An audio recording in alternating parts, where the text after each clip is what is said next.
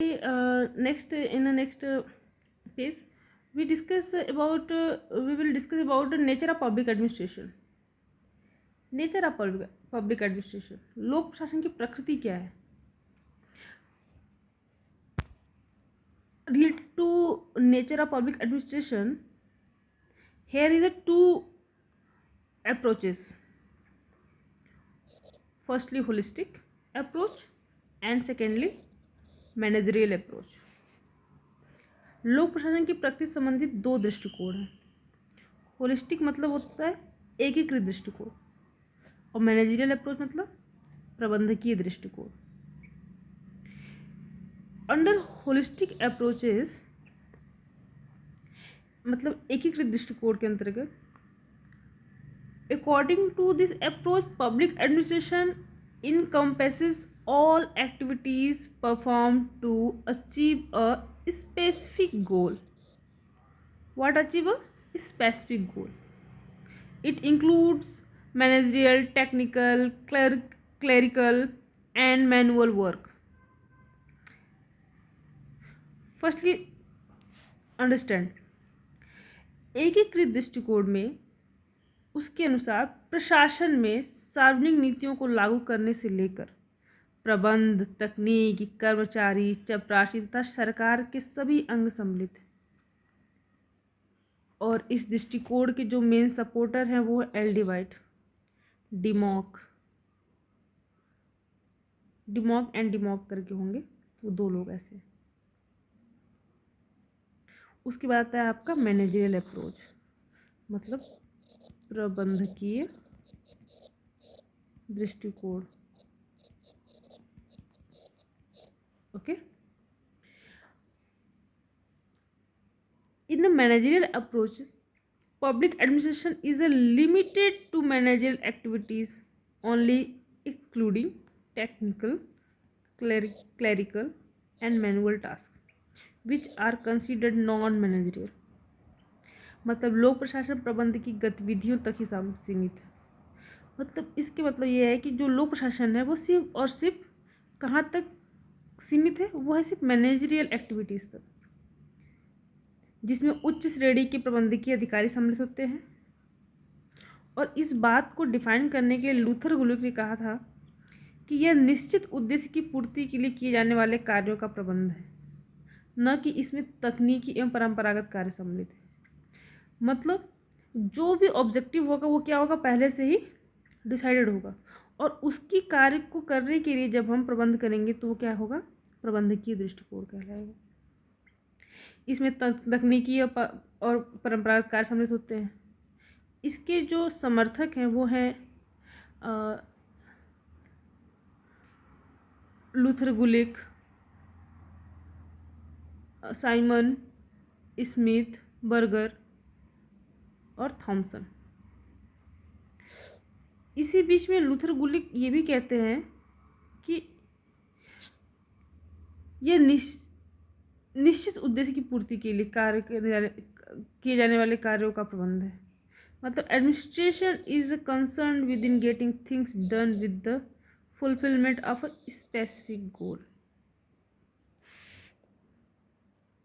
The correct interpretation of administration depends on the context in which is applied. In developing countries like India, and holistic approaches is more relevant as 90% of clerical level work is executed at the top level. Hence, the babu or a clerk is often considered the central figure in the Indian society.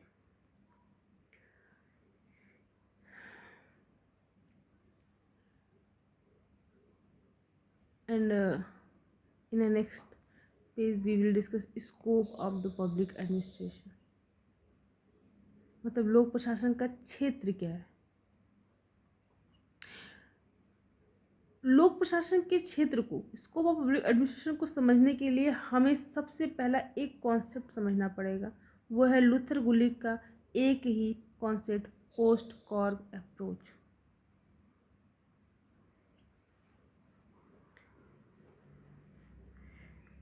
Luther गुलिक ने लोक प्रशासन के क्षेत्र को post कॉर्ब से परिभाषित किया. प्रत्येक शब्द के अनुसार पोस्ट कॉर्प का कुछ पोस्ट कॉर्प को डिफाइन किया गया। P related to planning, O organizing, S staffing, D directing, C coordinating, R reporting and B busting।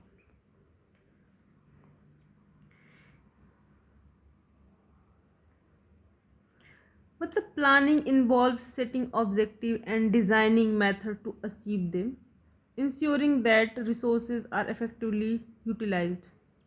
वैसे ही organising establishes a formal structure of authority, assigning role and responsibilities to individual and coordinating their efforts to meet organizational goals.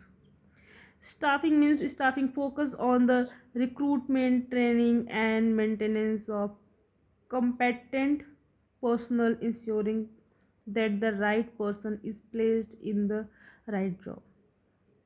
Directing involves leading the motivating employees while using clearly instruction to guide their action.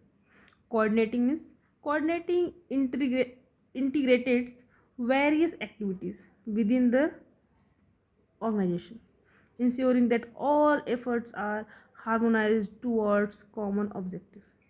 Reporting involves maintaining according monitoring progress and keeping all stakeholders informed. Budgeting encompasses financial planning, accounting, and controlling expenditure to achieve organizational goals effectively. Here we have discussed the post-core approach, emphasize managerial techniques and procedures, making it is the technology-guided approaches that standardize administrative function. It is considered suitable for developed countries where administrative systems are more structured and formalized. मतलब कहने का मतलब ये है कि जो भी post Corp की जो भी क्रियाएं हैं, जैसे वो प्लानिंग है, ऑर्गेनाइजिंग है, स्टाफिंग है, डायरेक्टिंग है, कोऑर्डिनेटिंग है, रिपोर्टिंग है एंड बस्टिंग है, ये जो भी 7 तरह की फंक्शन हमें लूथर गुलिक ने बताए हैं, तो वो जो एक्शन है, मतलब जो 7 एक्शन है, वो सभी ऑर्गेनाइजेशन में उसको संपन्न कराया जाता है। पहले ये बात समझिए कि पब्लिक एडमिनिस्ट्रेशन है, उसका स्कोप है, मतलब वो कैसे काम करता है, किस क्षेत्र में काम करता है। तो प्लानिंग में काम करेगा, ऑर्गेनाइजिंग में काम करेगा, स्टाफिंग में करेगा, डायरेक्टिंग में करेगा, कोऑर्डिनेटिंग में करेगा, रिपोर्टिंग में करेगा, बस्टिंग में करेगा। ये ऐसा लूथर गुलिक कह रहे हैं। तो इसका मतलब है कि पब्लिक एडमिनिस्ट्रेशन में जब ये कार्य संपन्न कराया जाए तो कहाँ कराया जाएगा, मतलब कोई ऑर्गेनाइजेशन होगा ना, वो ऑर्गेनाइजेशन एडमिनिस्ट्रेशन का कोई पार्ट हो सकता है, कहीं पे भी हो सकता है, चाहे वो प्राइवेट सेक्टर हो चाहे वो पब्लिक सेक्टर हो, बट हम यहाँ पब्लिक सेक्टर की बात कर रहे हैं। तो प्रशासन का कोई भी क्षेत्र हो तथा कोई भी उद्देश्य हो, प्रबंध संबंधी समस्याएं सब में एक जैसी और अनिवार्य होती है, ऐसा उन्होंने मान लिया और ऐसा होता भी है। तो लोक प्रशासन के कार्य क्षेत्र के संबंध में पोस्ट कॉर्प जो है, ये जो विचार को जो है ना, ये सामान्यतः स्वीकार किया जाता है। और लोक प्रशासन के जो भी स्टूडेंट्स हैं उनको लूथर गुलिक का आभारी होना चाहिए कि जिन्होंने इस एक पोस्ट कॉर्प मतलब 7 वर्ड से मिलकर के 7 वर्ड से मिलकर जो एक कॉन्सेप्ट दिया, वो पूरा का पूरा, चाहे वो प्रशासन हो प्रशासक हो, दोनों के महत्वपूर्ण कार्यों को संकेत कर देता है कि हाँ, इस ऑर्गेनाइजेशन में ऐसे काम होना चाहिए। मतलब पहले प्लानिंग होनी चाहिए, फिर ऑर्गेनाइजिंग होनी चाहिए, फिर स्टाफिंग होनी चाहिए, फिर डायरेक्टिंग होनी चाहिए, फिर कोऑर्डिनेटिंग होनी चाहिए, फिर रिपोर्टिंग होनी चाहिए, बजटिंग होनी चाहिए। किंतु कोई भी कॉन्सेप्ट कभी भी क्रिटिसिज्म से नहीं बच सकता। तो पोस्ट कॉर्प का जो थ्योरी है, इसके विरुद्ध, इसके अगेंस्ट में कहा गया है कि ये स्वेच्छाचारी और काल्पनिक है। इसके अंतर्गत जो प्रशासन के जो वास्तविक तत्व उनको छोड़ दिया गया। पोस्ट कॉर्प शब्द में नीति निर्माण, प्लानिंग मतलब बनाना, मूल्यांकन और लोक संपर्क जैसे महत्वपूर्ण कार्य समाविष्ट हैं ही नहीं। मतलब प्लानिंग तो है लेकिन उसका एग्जीक्यूशन, उसका बिल्डअप वो है ही नहीं। और ये सारी बातें कह कौन रहा है? एक लेविस मेरियम करके आदमी है, वो कह रहे हैं। मतलब उनका कहना है कि पोस्ट कॉर्प किस पे डिपेंड है, ये सिर्फ और सिर्फ जो भी एडमिनिस्ट्रेशन की जो टेक्निक टूल्स हैं उनसे रिलेटेड है, उसके पाठ्य विषय से नहीं है कि उस टेक्निक टूल्स कैसे काम करेगा, उससे मतलब नहीं है। वो टेक्निक टूल है उन्होंने उसको बता दी, वो एक्चुअली कैसे वर्क करेगा इसका उन्होंने डिटेल्स एनालिसिस किया ही नहीं, तो ऐसा मानते हैं। फिर वैसे ही एक और कॉन्सेप्ट आया था जिसमें अगर हम इसकी स्कोप को देखें तो वो है आइडियलिस्टिक और वेलफेयर व्यूज, लोक कल्याणकारी दृष्टिकोण। ये आदर्शवादी दृष्टिकोण कहा जाता है इसे।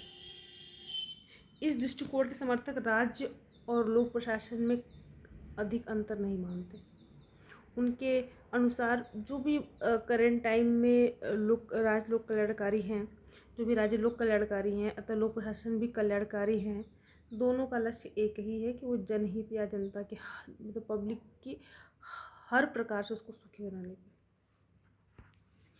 तो अगर हम मतलब स्कोप ऑफ पब्लिक एडमिनिस्ट्रेशन देखें तो मानते हैं, अगर उसको मतलब उसको एक तरह से निष्कर्ष रूप में देखें तो वर्तमान युग में लोक प्रशासन क्रियाओं का क्षेत्र अत्यधिक व्यापक हो गया है।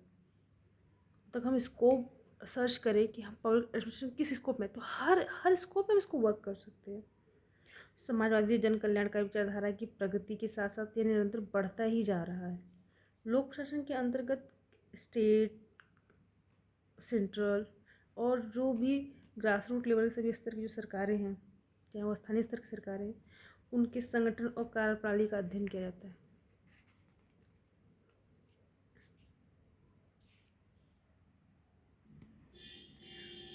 Means public administration as a field of academic study is further divided into 5 branches: organizational theory and practice, public employees administration, public finance administration, comparative and development administration, and public policy analysis.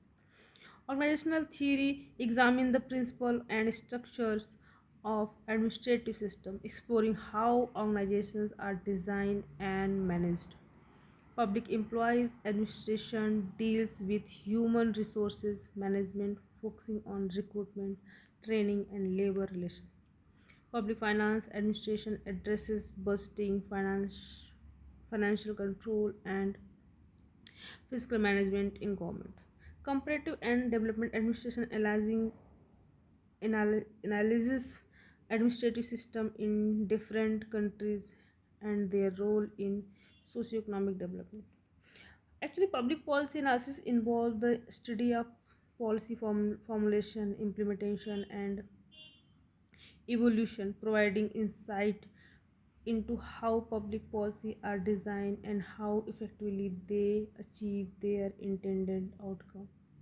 Thus, the comprehensive study of public administration requires a balanced understanding of both managerial techniques and the substantive content of administrative functions. Together, these approaches provide a holistic perspective on how public administration operates, ensure that it not only follows standard procedure but also addresses the diverse need and challenges of public governance.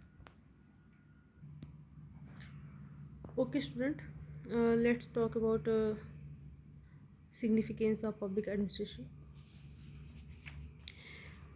Actually लोक प्रशासन का जो भी महत्व है वो हम अपने दैनिक जो डेली रूटीन लाइफ है उसमें भी देख सकते हैं कि बहुत टाइम पहले भी पुलिस राज्य माना जाता था राज्य को, और उसका कार्यक्षेत्र सीमित था। लेकिन आज आज हर हमारे डेली रूटीन से लेकर के सेंट्रल लेवल के हर काम में पब्लिक एडमिनिस्ट्रेशन मतलब जो भी उसके फंक्शन है, जो भी उसका कार्य करने का तरीका है, वो कितना इम्पोर्टेंट हो गया है। मतलब जो भी राज्य की जो भी पॉलिसी होती है, जो भी नीतियाँ होती हैं, उनको कार्यान्वित करने का उत्तरदायित्व तो लोक प्रशासन पर ही होता है। राज्य की नीतियाँ चाहे कितनी भी अच्छी क्यों ना हो, उसके परिणाम तभी अच्छे निकल सकते हैं जब उन्हें कुशलतापूर्वक या सत्यनिष्ठा के साथ लागू किया जाए, और लागू करने का काम सिर्फ और सिर्फ पब्लिक एडमिनिस्ट्रेशन के थ्रू ही हो पाएगा। राज्य सरकार के कार्यों को सफल संचालन के लिए कुशल प्रशासनिक अधिकारियों के सहयोग की आवश्यकता होती है। सरकार एक आकार है, ऐसा मान लेते हैं कि सरकार एक आकार है और उसको जिसमें जो प्रशासक होता है, जो एडमिनिस्ट्रेटिव होता है, वो चित्रकार की भांति रंग भरता है, उसको उपयोगी और प्रभावशाली बनाता है। प्रशासन सरकार का व्यक्तित्व है, सरकार के हाथ पैर और चक्षु मतलब नयन है, सरकार की सफलता का रहस्य है। इसीलिए जो अभी का करंट टाइम है, जो प्रेजेंट टाइम है, उसको प्रशासनिक राज्य का युग कहा जाता है। मतलब वो एडमिनिस्ट्रेटिव स्टेट का टाइम चल रहा है। प्रशासन का दायरा भी कभी केवल कानून और व्यवस्था तक सीमित न रहकर जनजीवन के सभी पहलुओं तक विस्तृत हो गया है। कृषि विस्तार, वस्तुओं का प्रदाय, विपणन, सिंचाई, लोक निर्माण, शिक्षा, स्वास्थ्य, ये सब कुछ राज्यों द्वारा संचालित हो रहा है। तो जब भी इसके सिग्निफिकेंस को समझेंगे ना, तो हम ये सीधे कह सकते हैं कि सिग्निफिकेंस ऑफ पब्लिक एडमिनिस्ट्रेशन में फर्स्टली हम देखते हैं implementation of policies, ensure that government policies are effectively implemented. अगर वो इम्प्लीमेंटेड हो रहा है तो इसका मतलब है कि एडमिनिस्ट्रेशन वर्क कर रहा है, और एडमिनिस्ट्रेशन कितना ज़रूरी है किसी पॉलिसी के इम्प्लीमेंट होने में। पब्लिक अकाउंटेबिलिटी मतलब जनता की निर्भरता किस पे, maintain transparency and accountability in governance, मतलब जो भी गवर्नेंस है उस पे पब्लिक अकाउंटेबिलिटी का होना, एक ट्रांसपेरेंसी बिल्डअप करना बहुत ज़रूरी है। फिर आता है पब्लिक वेलफेयर। जो भी एडमिनिस्ट्रेशन के थ्रू जो भी फंक्शन बनाए जाए, जो भी जनता के लिए कोई भी प्लान बनाया जाए, वो सब किससे संबंधित होना चाहिए, सीधे सीधे पब्लिक वेलफेयर से। मतलब promote social justice and ensure the equitable distribution of resources. Public welfare तभी हो पाएगा, लोक कल्याणकारी चीज़ें तभी हो पाएंगी जब कोई भी गवर्नमेंट जो भी कार्य कर रही है वो सब में बराबर और किसको इंश्योर करे, जस्टिस को इंश्योर करे, कि जस्टिस हो, लिबर्टी हो, इक्वालिटी हो। ये है क्राइसिस मैनेजमेंट। एडमिनिस्ट्रेशन जो है, पब्लिक एडमिनिस्ट्रेशन जो है, वो एक क्रूशियल रोल प्ले करता है in disaster management and emergency response. जब भी कोई इमरजेंसी होती है उसमें जो मैनेजमेंट होता है, जो पब्लिक एडमिनिस्ट्रेशन होता है, वो बहुत अच्छे से चीज़ों को मैनेज करता है, और जो क्विक डिसीजन होता है उसको देखता है। जैसे कहीं बाढ़ आ गया, कहीं मेले में उसको ठीक करना है, जैसे हमने कुंभ में देखा था, तो वो सब किसके थ्रू हो रहा था, सब कुछ एडमिनिस्ट्रेशन के थ्रू हो रहा था। फिर आता है इकोनॉमिक डेवलपमेंट। ये जितने भी प्रशासनिक कार्य बनाए गए हैं उन सब का मेन काम होता है इकोनॉमिक प्लानिंग को बैलेंस करना। इसलिए पब्लिक एडमिनिस्ट्रेशन बहुत आवश्यक है। अगर हम इसके महत्व को देखें तो ये कुछ तो पॉइंट है, बट हम इसको डिटेल्स में देख सकते हैं। जैसे हम बेलफाड़े की बुक में भी देखते हैं कि लोक प्रशासन समाज की, सभ्य समाज की प्रथम आवश्यकता है। फर्स्ट जो नीड है ना, किसी भी जो भी मतलब कोई भी सभ्य समाज होगा, जो गुड सोसाइटी होगी, उसमें एडमिनिस्ट्रेशन सबसे इम्पोर्टेंट होता है। प्रशासन का मतलब जनता की सेवा ही नहीं करना है, उसकी जो भी पब्लिक की जो भी बुनियादी आवश्यकता है उससे अधिक महत्व किसी और को मिलना ही नहीं चाहिए। मतलब जो भी है सब public welfare, public accountability, economic development, crisis management, implementation of policy, इन सब पे डिपेंड होना चाहिए। तब जा कर के आप मानोगे कि हाँ ये चीज़ें ऐसी हैं। ओके, इसको यहीं ख़त्म करते हैं, और नेक्स्ट स्लाइड में हम जब भी पढ़ेंगे उसको इवोल्यूशन ऑफ पब्लिक एडमिनिस्ट्रेशन को देखेंगे। सो अभी के लिए थैंक यू सो मच।